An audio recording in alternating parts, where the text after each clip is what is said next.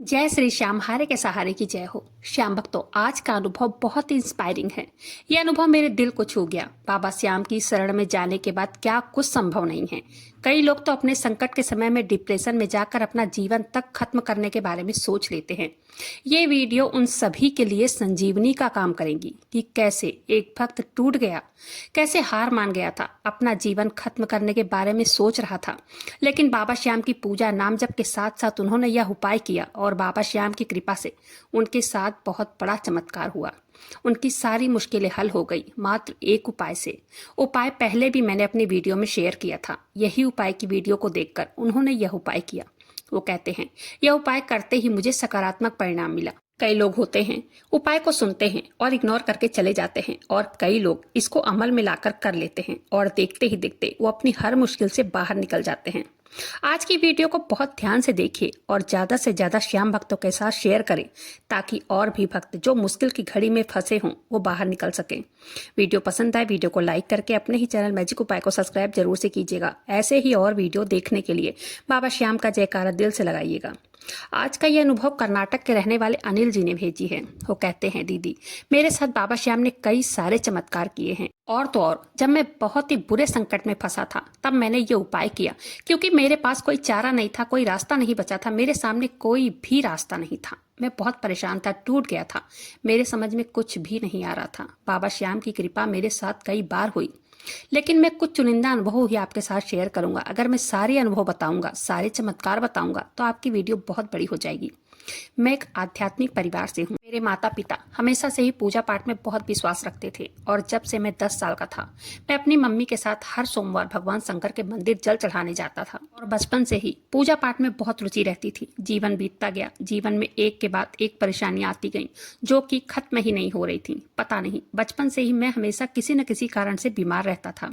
हमारे घर की स्थिति भी अच्छी नहीं थी। मेरी 2 बहनें हैं, दोनों बहनें मुझसे बड़ी हैं। परिवार के सभी लोग मुझे लेकर बहुत टेंशन में रहते थे। जैसे जैसे समय बीतता गया उसके साथ साथ प्रॉब्लम्स भी बढ़ने लगी।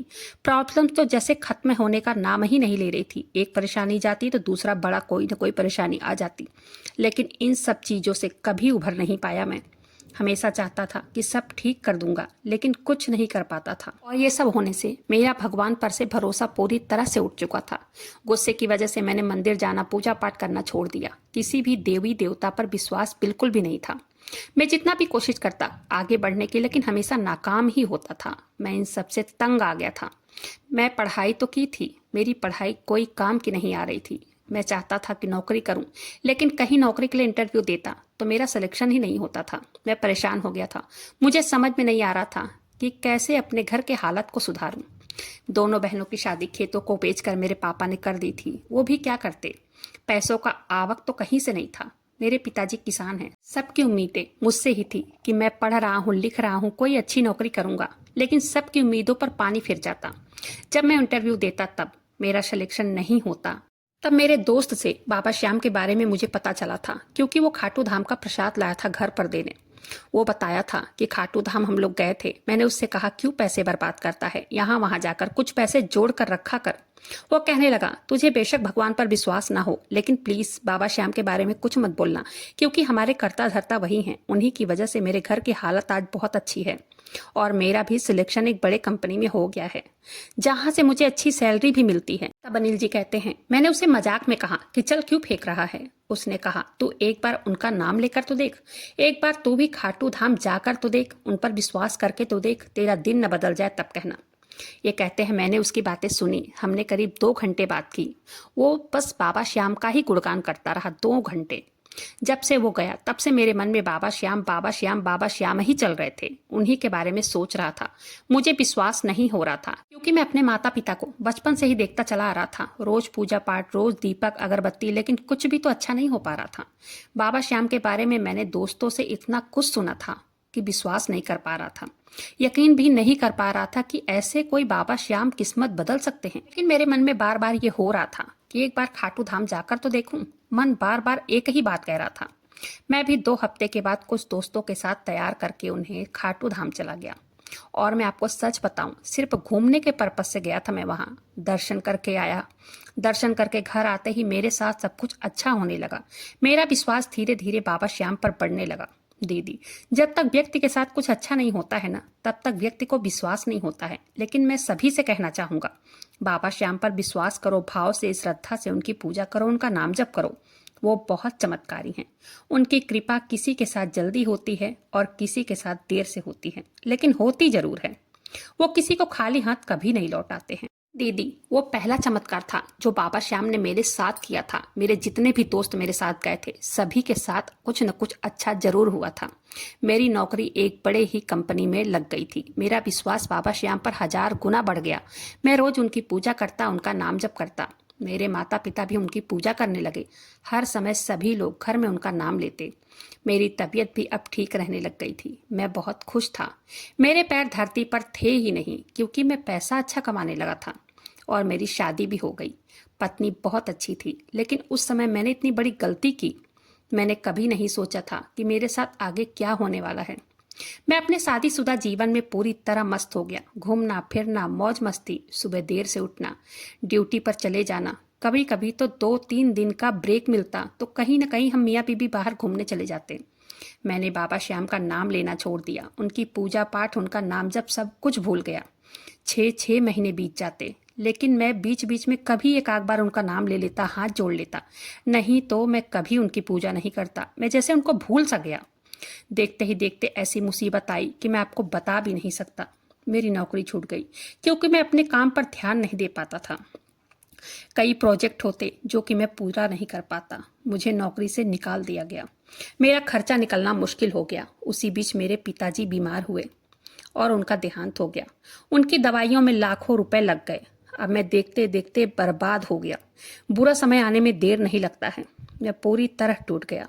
मुझे अपने आप से नफरत होने लगी कि जब अच्छा समय था, मैं दुनिया की मौज मस्ती में खो गया, अपने शादीशुदा लाइफ को एंजॉय कर रहा था। आज मुझे अपने आप पर बहुत गुस्सा आ रहा था और आंसू और दर्द सबको छुपाकर परिवार को किस तरह संभाला, ये मैं ही जानता था। इतना सब होने के बाद मेरी जिंदगी से मुझे नफरत होने लग गई थी। दीदी, आखिरकार फिर बाबा श्याम से मैंने माफी मांगी। उनकी शरण में गया। उनकी शरण में फिर रोते हुए पहुंचा मैं उनके सामने अपने गुनाहों की माफी मांगनी। मेरी तरह कई लोग ये गलती करते हैं कि जब सब कुछ अच्छा होने लगता है, बाबा श्याम को भूल जाते हैं और जब मुसीबत आती है तब फिर से रोते हुए गिड़गिड़ाते हुए वो पहुंच जाते हैं बाबा श्याम से सहारा मांगने। बाबा श्याम वो ढाल हैं कि उनके भक्तों पर जो मुसीबत आने वाली होती है ना, वो उन भक्तों को छूकर निकल जाती है, उन्हें परेशान नहीं कर पाती है, क्योंकि बाबा श्याम उस मुसीबत को अपने भक्तों पर हावी नहीं होने देते हैं। और वही भक्त जब सहारा देने वाले अपने ढाल को ही भूल जाते हैं। अनिल जी कहते हैं, बाबा श्याम भी क्या करें। दीदी, धीरे धीरे करके बाबा श्याम की कृपा मुझ पर भी होने लगी। फिर से मुझे एक केमिस्ट की शॉप पर वहीं पास में काम मिल गया। मैं अपनी ड्यूटी करने लगा। लेकिन पिताजी के इलाज में मैंने जो कर्ज लेकर इतनी रकम लगा दी थी, अब वो भी अपना पैसा मांग रहे थे। मुझे समझ में नहीं आ रहा था कि क्या करूं। मैंने बैंकों में लोन के लिए अप्लाई किया। मैंने सोचा बैंक से लोन लेकर इनके पैसे चुका दूंगा, फिर बैंक को धीरे धीरे पैसे चुकाऊंगा, क्योंकि वो लोग बहुत पीछे पड़े थे। मैं क्या करता, मेरे कुछ समझ में नहीं आ रहा था। लेकिन किस्मत इतनी खराब, बैंक से भी मुझे लोन नहीं मिल रहा था। मैं बहुत टेंशन में था। मेरे मन में ख्याल आ रहा था, ये घर है ना, यही बेचकर कर्ज भर देते हैं। लेकिन मेरी माँ, मेरी बहन, मेरी बीवी सब मना कर रही थी, क्योंकि बचा खुचा वही घर बचा था हमारे पास। अगर वो भी घर बिक जाता, हम सड़क पर आ जाते। मेरी पत्नी, माँ, बहन सब ने घर बेचने को मना कर दिया। मैं बैंक के चक्कर काटता कि लोन उठाकर कर्ज भर दूं, लेकिन नहीं हो पा रहा था। रोज बाबा श्याम से प्रार्थना करता, रोज नाम जप करता, रोज अपनी गलतियों की माफी मांगता। मुझे एक केमिस्ट की शॉप पर नौकरी तो मिल गई थी, लेकिन मेरी परेशानी यहीं खत्म नहीं हुई। कर्जदार घर आते, मैं तो रहता ही नहीं, लेकिन माँ से कहा सुनी हो जाती। मैं जहाँ काम करता था, एक केमिस्ट की शॉप थी, वहाँ काम करते करते बड़े बड़े कंपनियों में भी अप्लाई करता। जब जाता इंटरव्यू के लिए, वहाँ जवाब मिलता कि अभी फिलहाल जगह खाली नहीं है और कहीं देख लो। मुझे जॉब की बहुत ज़रूरत थी। मैंने यह उपाय वाली वीडियो उसी दिन देखी। उसी रात वो उपाय मैंने किया, क्योंकि मेरे पास कोई रास्ता नहीं बचा था। मैंने रात को 10 बजे बाबा श्याम के सामने एक दीपक जलाई और कच्चे दूध का उन्हें भोग लगाया। एक प्लेन पेपर लिया। मेरे पास उस समय नीला पेन पुराना ही पड़ा था उसी से मैंने सभी बातें उस पन्ने में लिख दिया। और एक गुलाब का फूल भी मैं केमिस्ट की दुकान से लौटते समय ले आया था अपने साथ। वो भी गुलाब बाबा श्याम को अर्पित किया। फिर उस समय मैंने अपनी सारी परेशानी, नौकरी, सब कुछ एक हल्दी का टीका लगाया पेपर पे और सब कुछ लिख दिया। जय श्री श्याम लिखा नीचे। उस पेपर को दीपक की रोशनी में दिखाया और कम से कम 15 मिनट तक वही बात दोहराता रहा। बाबा, मुझे उस कंपनी में नौकरी चाहिए, मुझे उस कंपनी में नौकरी दिलवा दो, मेरा कर्ज समाप्त कर दो, मेरे घर की स्थिति सुधार दो बाबा। कम से कम 15 मिनट तक मैं वही बात बार बार दोहराता गया और बाबा श्याम को सुनाता रहा। फिर पन्ने के नीचे से ऊपर तक मैंने लिखा, मेरा सर्वेश्वर मेरा श्याम, हारे का सहारा बाबा श्याम हमारा। उस पन्ने को फिर मैंने हल्दी का टीका लगा के फोल्ड करके और बाबा श्याम को एक गुलाब का फूल भी अर्पित किया और वहीं बाबा श्याम के सामने मैंने रख दिया पन्ने को। लगभग आधा घंटा मैंने नाम जप किया बाबा श्याम का। तब मैं उनसे क्षमा याचना करके वहां से उठ गया। और दीदी, आपसे क्या बताऊं, 2 दिन बस मैंने ये उपाय किया था और बाबा श्याम ने मेरी सुन ली। मुझे उस कंपनी से कॉल आ गया। फिर मैंने जाकर इंटरव्यू दिया और नौकरी ज्वाइन कर ली। इतना जल्दी किसी को कंपनी की तरफ से लोन नहीं मिलता है जब तक कि 4 से 6 महीने या 1 साल काम करते न हो जाए। 1 साल काम करने के बाद ही वहां से लोन मिल सकता है। और मैं आपको क्या बताऊं, झूठ नहीं बोलूंगा, मैंने अपनी कंपनी में नौकरी लगते ही लोन के लिए अप्लाई कर दिया। और बाबा श्याम की कृपा तो देखो, मेरा लोन बहुत जल्दी पास हो गया। ये मेरे बाबा श्याम की कृपा से ही हुआ है, क्योंकि जब तक उनका हाथ नहीं होगा, जब तक उनकी कृपा नहीं होगी, तब तक मेरा लोन पास नहीं होता और मैं कर्जों से बाहर नहीं निकल पाता। मैं वो लोन लेकर कर्जदार को दे दिए। अब मेरी तनख्वाह से आधे पैसे कट जाते हैं, आधे में घर का गुजारा अच्छे से चल जाता है। उम्मीद करता हूँ बाबा श्याम की कृपा से जल्द ये लोन भी खत्म हो जाएगा। दीदी, मैंने बहुत बड़ी गलती की, अपने बाबा श्याम को भूल गया, अपनी लाइफ में मस्त हो गया था। लेकिन मैं सभी से यही कहूँगा, ये गलती कभी किसी को नहीं करनी चाहिए, क्योंकि जब हम बाबा श्याम को हर समय पुकारते हैं, उन्हें याद करते हैं, उनका नाम जप करते हैं, कितना भी कठिन समय आ जाए, लेकिन बाबा श्याम हमारा साथ नहीं छोड़ते हैं। बाबा श्याम ढाल बनकर हमें हर परेशानियों से बाहर निकालते हैं। आज मैं खाटू वाले का बहुत बहुत शुक्रगुजार हूँ कि उन्होंने मेरी डूबती नैया को फिर से सहारा दिया है। मैं, मेरी पत्नी, मेरी माँ, हम सब रोज बाबा श्याम की पूजा करते हैं, रोज नाम जप करते हैं। उनका नाम लेकर ही मैं घर से निकलता हूँ अपनी जॉब के लिए। मन में, दिल में हर समय बाबा श्याम का नाम जप चलता रहता है। और हाँ, एक बात, वो जो उपाय करना है वो मैं भूल ही गई। आपको लास्ट में क्या करना है, जब आपकी मनोकामना पूरी हो जाए तो उस पन्ने को या तो किसी मिट्टी में दबा दीजिए या तो बहते पानी में उसको प्रवाहित कर देना है। बाबा श्याम के दरबार में सब कुछ मिलता है, लेकिन टाइम लगता है, लेकिन मिलता जरूर है। जहाँ खाटू वाला होता है वहाँ उसके भक्तों का कोई कुछ बिगाड़ नहीं पाता है। हाँ, समय जरूर लग सकता है, लेकिन मिलता जरूर है। बाबा श्याम आपकी सुनते जरूर हैं, बस विश्वास दृढ़ होना चाहिए। जितना जिसका विश्वास और भाव होता है, उतना ही बाबा श्याम की कृपा उन पर जल्द से जल्द होती है। श्याम भक्तों, तभी तो कहते हैं, श्याम नाम की शरणागत ले लो, उसका उद्धार होना तय है। इसमें किसी प्रकार का कोई संदेह नहीं है।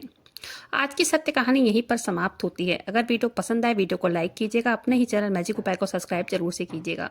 बाबा श्याम नाम का जयकारा दिल से लगाइएगा। मिलते हैं फिर ऐसी किसी वीडियो के साथ, तब तक के लिए जय श्री श्याम, हारे के सहारे की जय हो।